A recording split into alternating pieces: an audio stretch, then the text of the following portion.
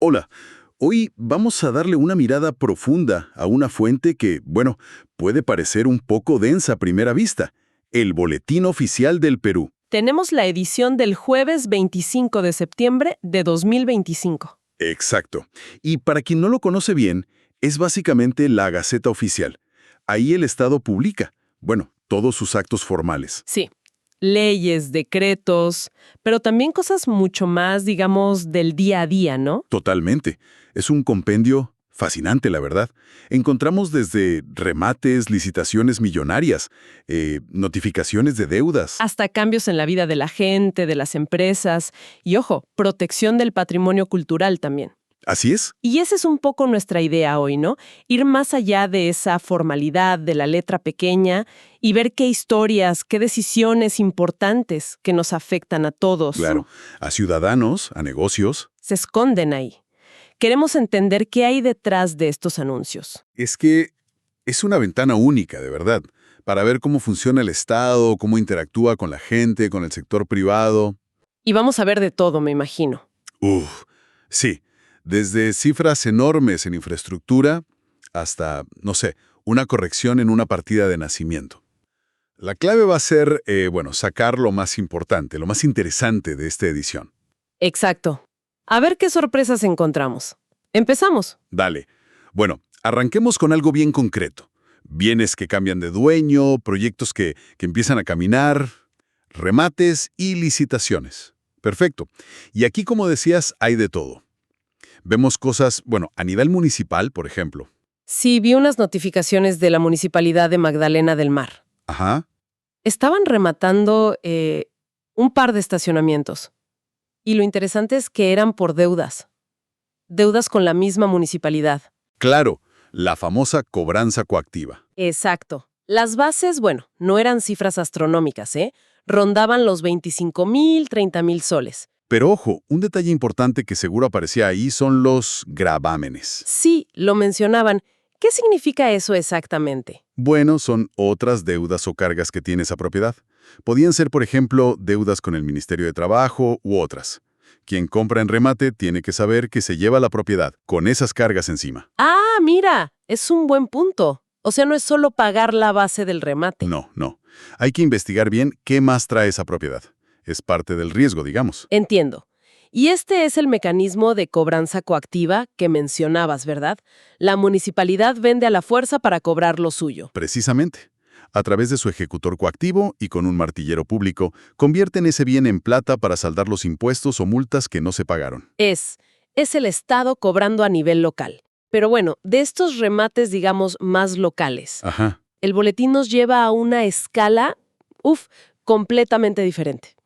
Y aquí es donde la cosa se pone realmente interesante. A ver. Una licitación pública internacional, convocada por Aeropuertos del Perú, ADP. ADP, ¿para qué aeropuerto? Para el de Pucallpa, el capitán FAB David Abensur Rengifo. Ah, Pucallpa. Importante.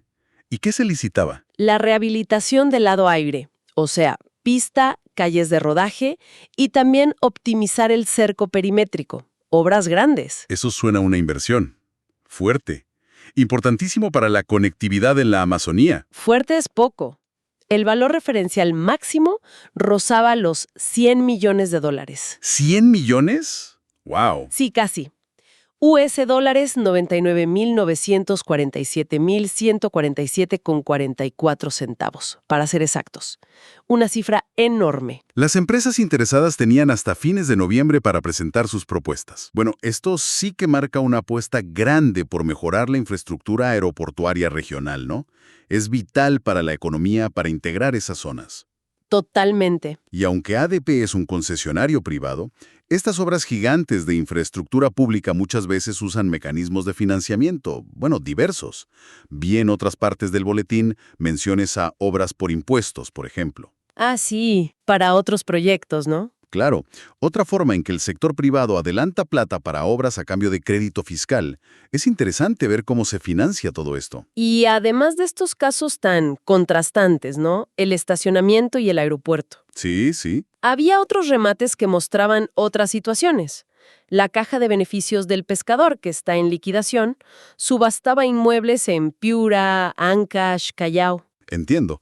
Parte del proceso de cierre de la entidad. Y también una empresa privada en liquidación, Naturcos Perú, remataban una propiedad industrial en Chilca, Cañete, valorizada en más de $1,500,000. Entonces vemos todo el espectro, ¿no? Desde cobrar deuditas municipales, liquidar activos de empresas o entidades que cierran, hasta lanzar proyectos de infraestructura nacional multimillonarios. Y el boletín es como el escenario formal donde todo esto se anuncia. Exacto. Bueno, dejando un poco los remates y licitaciones, otro tema que ocupa muchas páginas en el boletín es, el cobro de deudas por parte del Estado. Sí. Ahí el Ministerio de Transportes y Comunicaciones, el MTC, suele ser protagonista. Totalmente. Su Oficina de Cobranza y Ejecución Coactiva, la OSEC, publica unas listas larguísimas de personas, de empresas, a las que les están diciendo, oiga, pague lo que debe. Y las deudas no son cualquier cosa, ¿eh? Vimos casos, que superaban los 100,000 soles, incluso uno de casi 160,000 soles. Montos considerables. Y la advertencia es seria. Tienen solo 7 días hábiles para pagar. Si no, enfrentan medidas cautelares. Y aquí lo interesante, lo importante de entender, es por qué se publica esto en el boletín. Es lo que se llama un edicto. ¿Un edicto? ¿Por qué? Es una notificación pública. Se usa como último recurso, digamos, cuando ya falló la notificación personal en el domicilio del deudor, o simplemente no se le puede ubicar. Ah, ya entiendo. Es como decir, lo publicamos aquí porque no hay otra forma de avisarle. Exacto. Y tiene plena validez legal. ¿Y qué son esas medidas cautelares que mencionan? Suena intimidante. Son acciones para asegurar que se cobre la deuda. Pueden ir desde el embargo de cuentas bancarias, el embargo de bienes muebles como un auto, o incluso en muebles. O sea que te pueden congelar la cuenta o quitarte cosas. Sí, de hecho, en otras resoluciones del mismo MTC, en esta misma edición del boletín, ya se veían los siguientes pasos. Salve SP, por ejemplo, para que entreguen plata de las cuentas de los morosos hasta cubrir ciertos montos. Caramba. O sea que el proceso avanza. ¿Avanza, sí? ¿Y estas deudas con el MTC son solo multas de tránsito? O pueden ser otras cosas. Pueden ser muy variadas, ¿eh? Sí, multas por infracciones de transporte terrestre, claro, pero también aéreo, acuático. Y algo importante, el canon por usar el espectro radioeléctrico. Ah, lo que pagan las radios, las televisoras. Exacto. Si no pagan ese canon, el MTC también inicia la cobranza coactiva. Entendido. Y el MTC no es el único que cobra así, ¿no?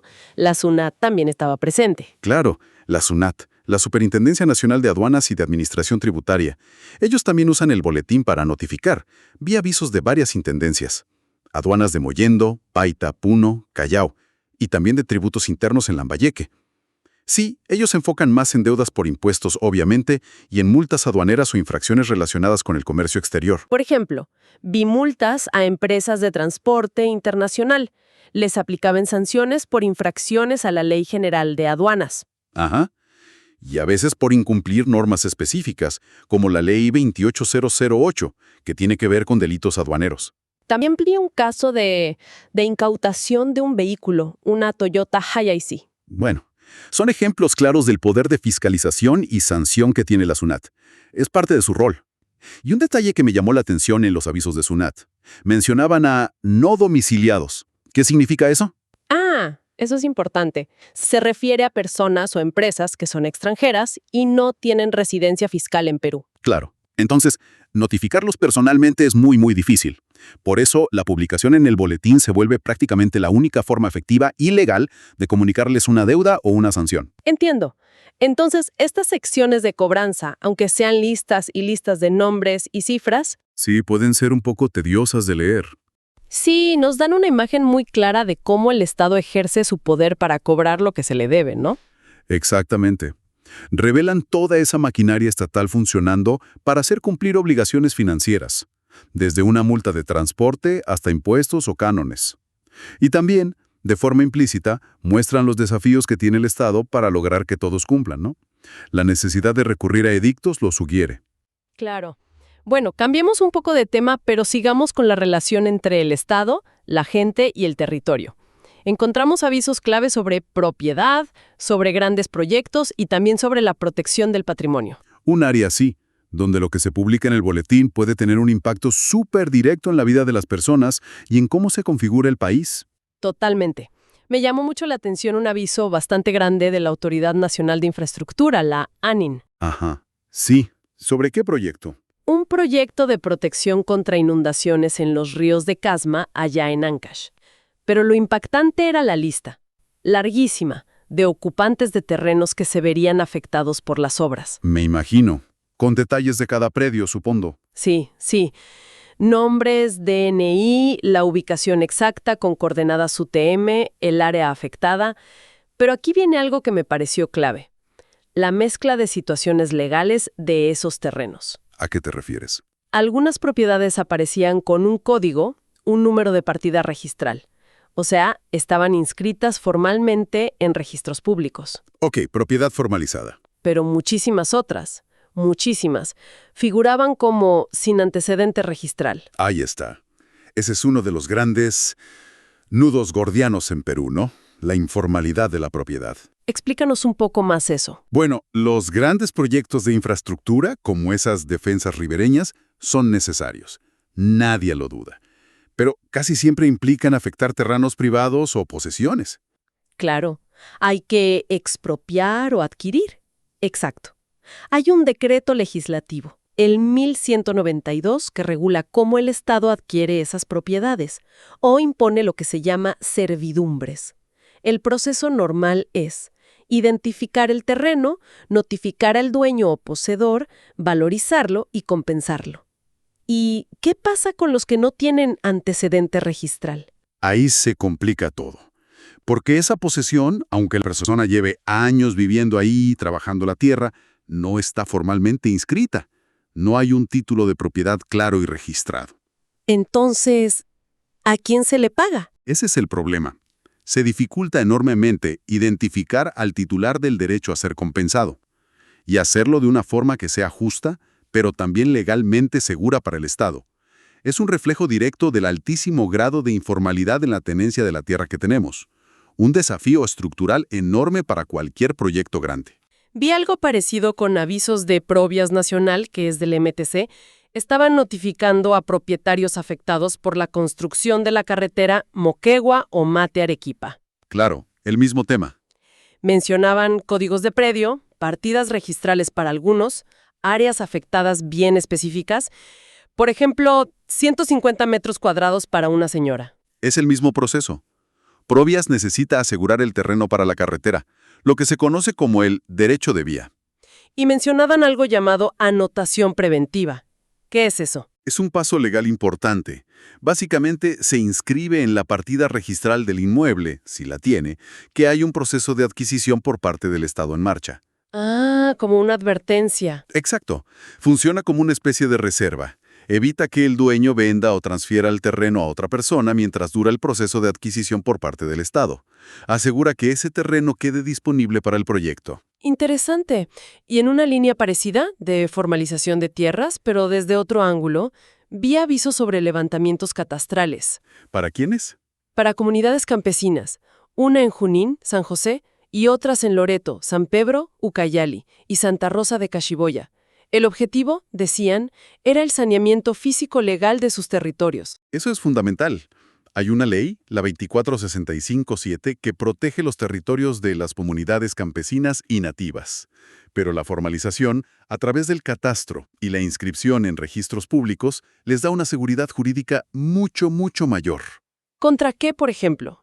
Contra invasiones, contra superposiciones con concesiones mineras o de otro tipo, contra otros proyectos. Les permite defender mejor su territorio. Es vital para las comunidades indígenas y campesinas. Y cambiando al frente de la protección cultural, el Ministerio de Cultura también publicó algo importante. A ver, ¿sobre qué sitio arqueológico? Siempre es interesante eso. Sobre el complejo arqueológico monumental Huari, en Ayacucho. Huari, importantísimo. Sí, la resolución modificaba la declaratoria como Patrimonio Cultural de la Nación. Pero lo clave es que aprobaba un expediente técnico nuevo. Y este expediente delimitaba con mucha precisión dos sectores del complejo. incluyendo explícitamente la famosa cueva de Piquimachay. Ah, eso es crucial. ¿Por qué? Porque declarar un sitio como patrimonio es el primer paso. Sí, pero para gestionarlo bien, para protegerlo de verdad, necesitas una delimitación clara, con coordenadas, con perímetros exactos. Entiendo.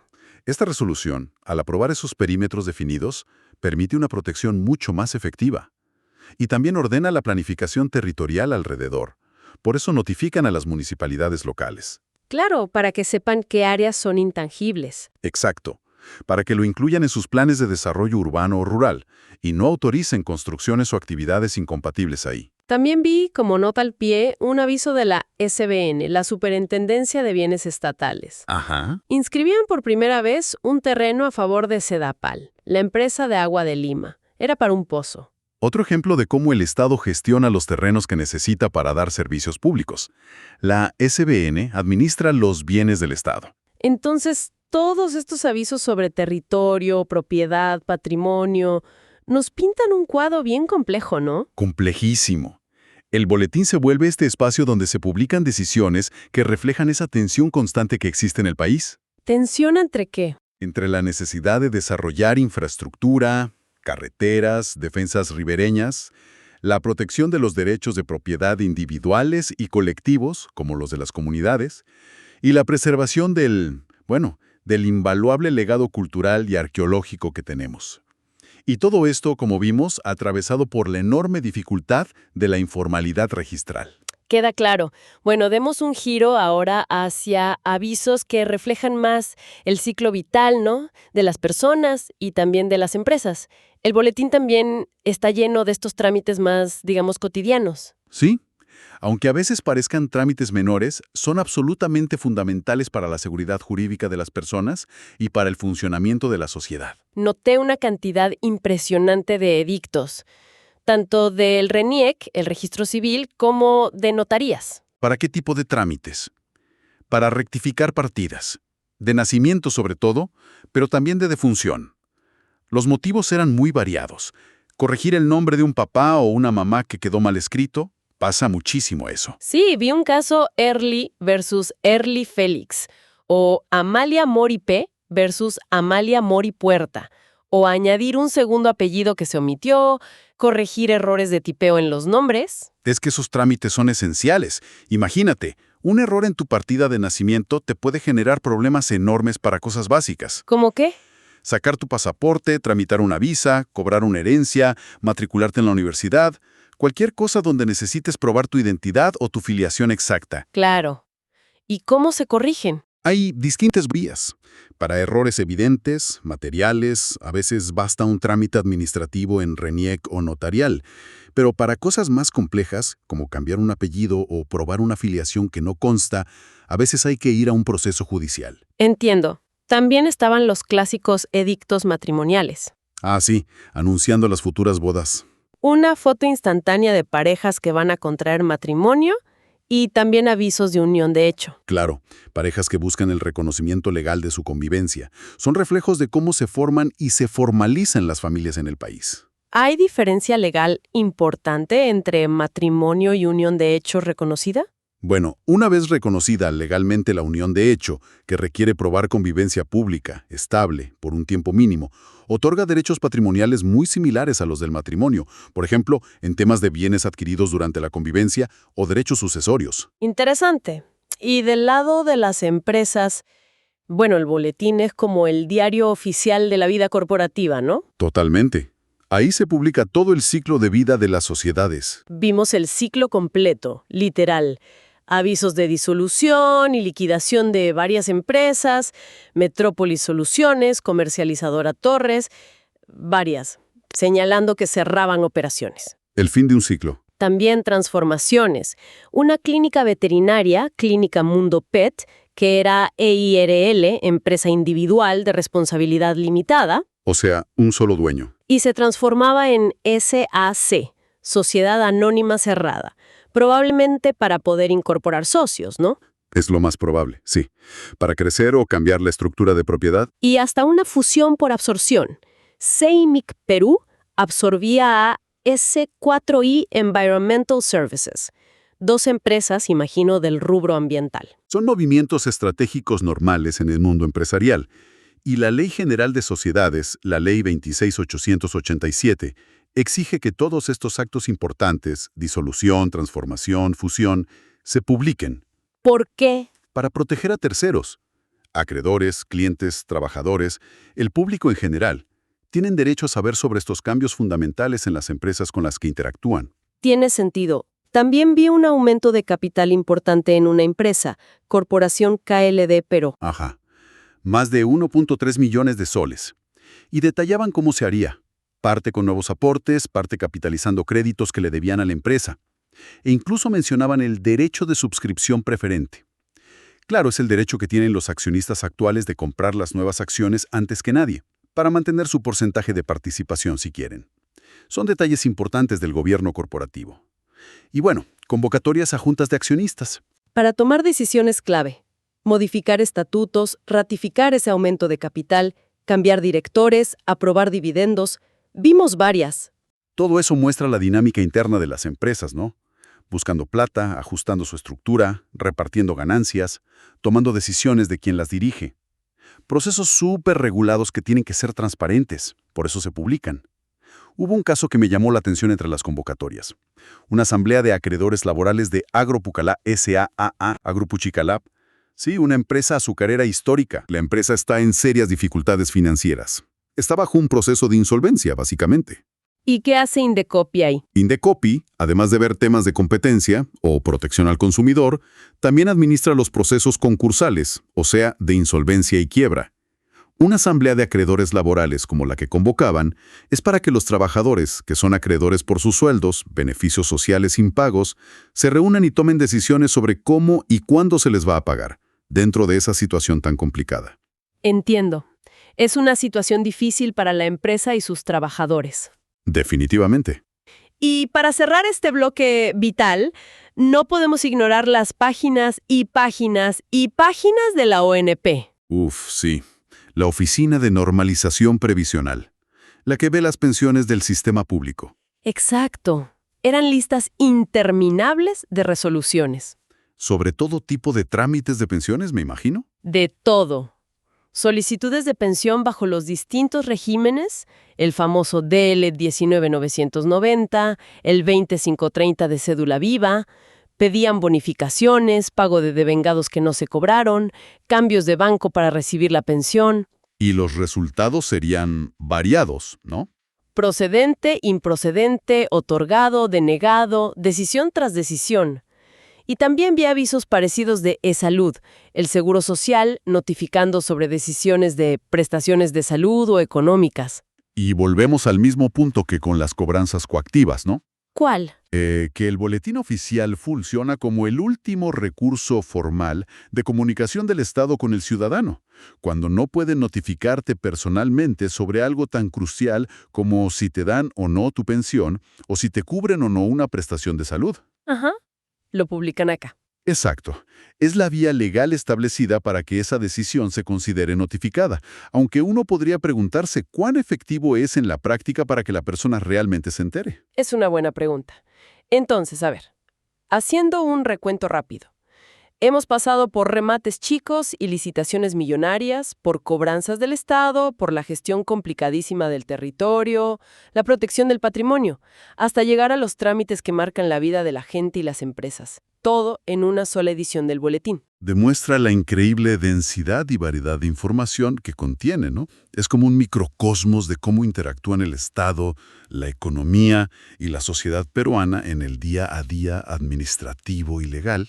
Entonces, ¿qué significa todo esto? Al final, ¿qué sacamos en limpio? Bueno, yo creo que lo principal es ver que detrás de esa apariencia formal, a veces hasta árida, de estos avisos, Sí, que no es la lectura más entretenida del mundo. claro, pero detrás de eso laten innumerables historias, decisiones, procesos, conflictos a veces, que realmente configuran el tejido legal, económico, social, administrativo del país.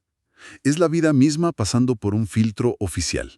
Me gusta esa idea. Y para quien quiera entender de verdad cómo funcionan esos mecanismos, cómo se toman esas decisiones, cuáles son los procedimientos, el boletín es una fuente primordial. Exige paciencia, sí, pero la información está ahí. Y las implicancias de lo que se publica son súper concretas. Pueden afectar intereses profesionales, comunitarios, personales. Totalmente. Y bueno, creo que nos deja con una reflexión final, ¿no? Pensando en todo esto que vimos, la cantidad, la complejidad de la información, Ajá. sigue siendo este modelo, el de un boletín centralizado, impreso y también digital, la forma más efectiva para que la ciudadanía, la gente de a pie, realmente se entere de actos oficiales que le pueden afectar directamente? Es la gran pregunta, ¿no? Especialmente hoy, en pleno siglo XXI, con la velocidad, con los múltiples canales de comunicación digital que existen, ¿qué desafíos plantea esta tradición del boletín oficial frente a eso? O quizás enfocándolo en uno de los temas que vimos. ¿Cómo logramos equilibrar mejor esa necesidad de desarrollo de grandes proyectos de infraestructura con la protección efectiva de los derechos de propiedad, sobre todo de los más vulnerables por la informalidad, y con la preservación de nuestro valiosísimo patrimonio cultural? El boletín refleja esa tensión, pero ¿cómo la resolvemos mejor en la práctica? Buenas preguntas para seguir pensando. Definitivamente, el boletín da para mucho análisis.